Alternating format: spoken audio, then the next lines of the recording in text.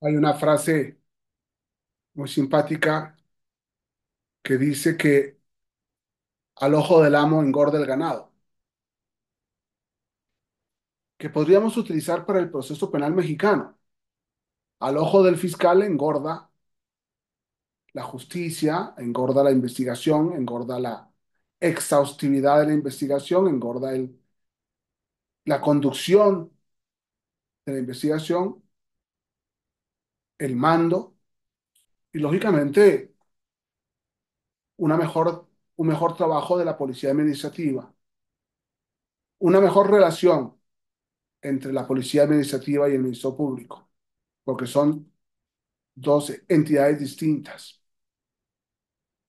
Podríamos decir que el Ministerio Público, la Policía de Investigación y Peritos es una institución y, lógicamente, que pertenece al Ministerio Público, y, lógicamente, tenemos la Policía Administrativa, que pertenece a la Secretaría de Seguridad y que obedece al secretario de Seguridad de cada entidad federativa o a nivel federal.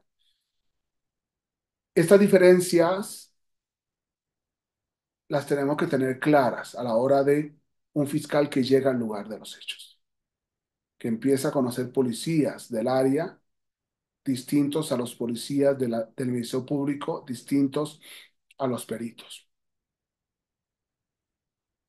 Lógicamente, entonces, el fiscal recibe al detenido si es fragancia y le otorga los derechos. Se, se preocupa de que haya sido registrada la detención y le otorga los derechos. Se preocupa de que el imputado se encuentre bien. Qué valiosa es una pregunta de un fiscal que le dice al imputado a qué hora lo detuvieron, quién lo detuvo, ya desayunó, ya comió, ya llamó a su casa. Pero la pregunta más importante de un fiscal por mandato constitucional del artículo 20, apartado B, fracción octava, es: ¿tienes un abogado defensor? ¿Tienes un abogado defensor? Y el imputado puede decir, sí, pero no me han dejado llamarlo. Y posiblemente la policía hoy, en el siglo XXI, en el 2024, nos diga, es que no podemos llamar, es que no nos dejan que llame. El imputado tiene derecho a un abogado defensor desde el momento de su detención.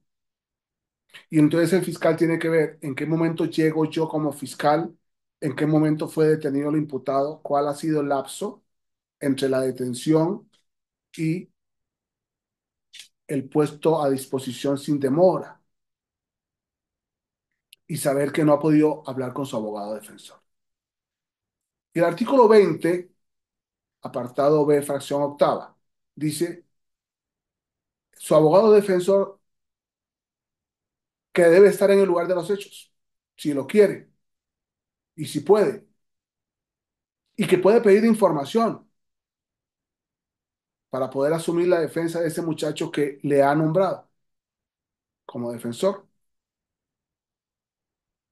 El derecho de defensa en México empieza desde el momento de la detención. En alguno de mis libros que escribí por ahí del 2008, analicé en el derecho comparado mexicano que algunas codificaciones decía en el momento en que sea señalado. Es decir, que el imputado tenía el derecho a un abogado defensor desde la que era señalado en la investigación. No necesariamente por señalado en fragancia, sino señalado en la investigación. La reforma del 2014 cambia la variable y, por tanto, entonces permite que tenga, perdón, la reforma del 2008 de la Constitución, en el artículo ya señalado, cambia: el imputado en el momento de la detención tiene derecho a un abogado defensor. Y, lógicamente, tenemos que discutir si el defensor se puede presentar al lugar, si no se puede presentar al lugar, si puede presentarse con un consultor técnico o no, cosa que, si quiere, ya respondo: sí, tiene el derecho de presentarse y de llegar con un consultor técnico. Dejémonos de teorías. No por eso el fiscal tiene que esperarlo. La investigación exhaustiva, inmediata, profesional, exige proceder de inmediato que llegue el fiscal. Al único que hay que esperar en el lugar de los hechos es al fiscal. Al que nunca llega, a ese es al que hay que esperar. Y por eso necesitamos una cultura de esperar y una cultura de que llegue por el bien del proceso mexicano, por el bien de la policía administrativa, por el bien de la policía de investigación, por el bien de la policía técnica o científica de servicios periciales. Luego podemos entrar en el debate de qué pasa si sí, qué pasa si no. Estoy conforme a la ley. Es más, estoy conforme a la constitución política. Solamente cuando el imputado dice, sigo con la constitución federal, no tengo, no quiero, el fiscal debe llamar de inmediato a un defensor público para que asuma la defensa desde el lugar en el que el imputado está detenido, desde el lugar de intervención y hasta el cierre de la intervención.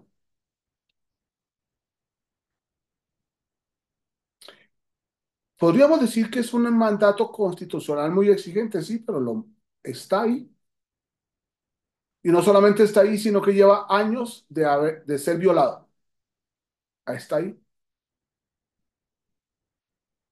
Una vez dando clases en Guanajuato, un buen juez me preguntó, José Daniel, ¿estás hablando de un abogado defensor de bolsillo? Sí, estoy hablando de un abogado defensor de bolsillo, en que el fiscal lo tendría que llevar con él en caso de que el imputado dijera, no tengo un defensor, no quiero un defensor, que entre el defensor público.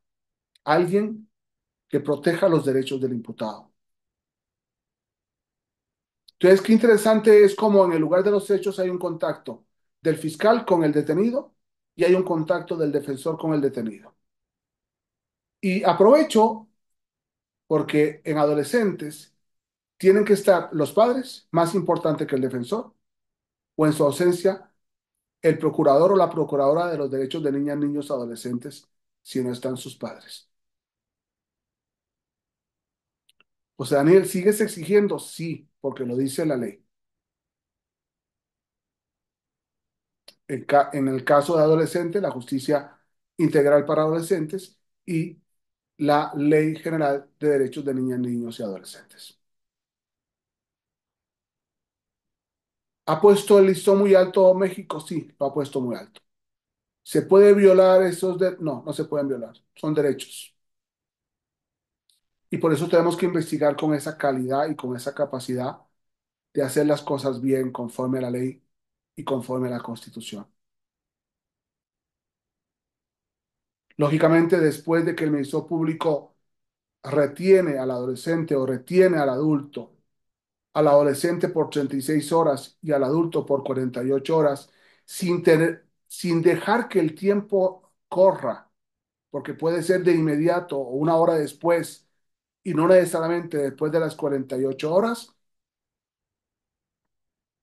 si no es necesaria la detención del muchacho, de la muchacha, los pone en libertad.